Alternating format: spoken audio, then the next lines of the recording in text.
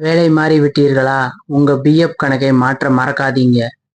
PF transfer இன்றைய காலகட்டத்தில் வளர்ச்சி, அதிக சம்பளம், முன்னேற்றம், பதவி உயர்வு மற்றும் நல்ல பேக்கேஜ் என்று வேலை மாறுவது சாதாரண விஷயமாகிவிட்டது.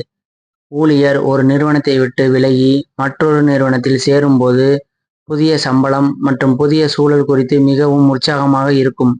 ஆனால் இந்த அவசரத்தில் பலரும் தங்கள் முந்தைய ஊழியர் சேமநிதி பிஎஃப் கணக்கை புதிய நிறுவனத்திற்கு மாற்றுவதற்கு மறந்துவிடுகிறார்கள்.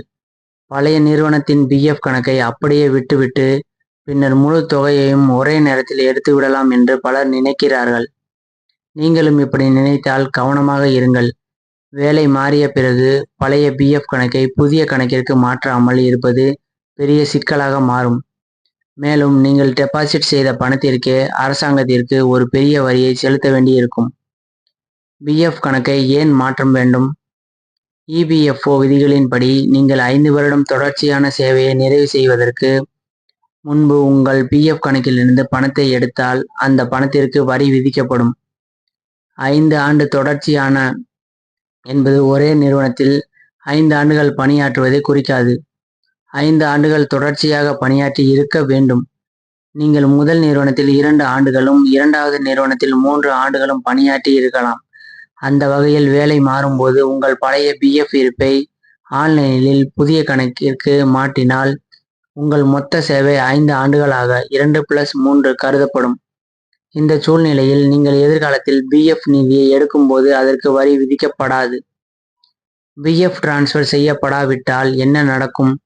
நீங்கள் வேலை மாறிய பிறகு உங்கள் பழைய பிஎஃப் கணக்கை மாற்றாமல் அதற்கு பதிலாக உங்கள் பழைய நிறுவனத்தின் கணக்கிலிருந்து நேரடியாக பணத்தை எடுக்க முயற்சித்தால் வருமான வரித்துறை உங்கள் சேவையை 2 ஆண்டுகளுக்கு மட்டுமே கணக்கில் எடுத்துக்கொள்ளும். இது 5 ஆண்டுகளுக்கும் குறைவாக இருப்பதால் எடுக்கப்படும் மொத்த தொகையில் 10% முதல் 30% வரை டிடிஎஸ் பிடித்தம் செய்யப்படும். How to transfer PF account? ஆன்லைனில் பிஎஃப் பணத்தை மாற்றுவது எப்படி?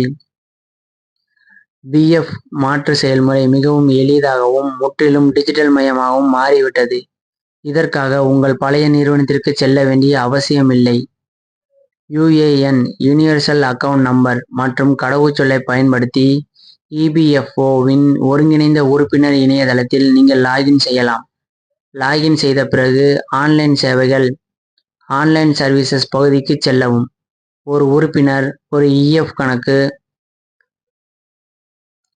மாற்ற கோரிக்கை 1 member 1 EPF account transfer account request என்ற விருப்பத்தை தேர்ந்தெடுக்கவும்.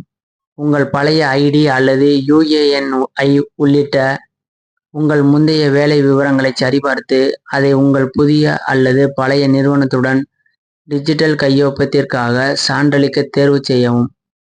ஓடிபியை உள்ளிட்டவுடன் உங்கள் மாற்று கோரிக்கை சமர்ப்பிக்கப்படும்.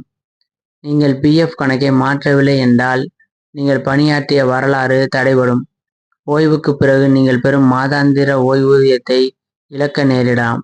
நன்றி, வணக்கம்.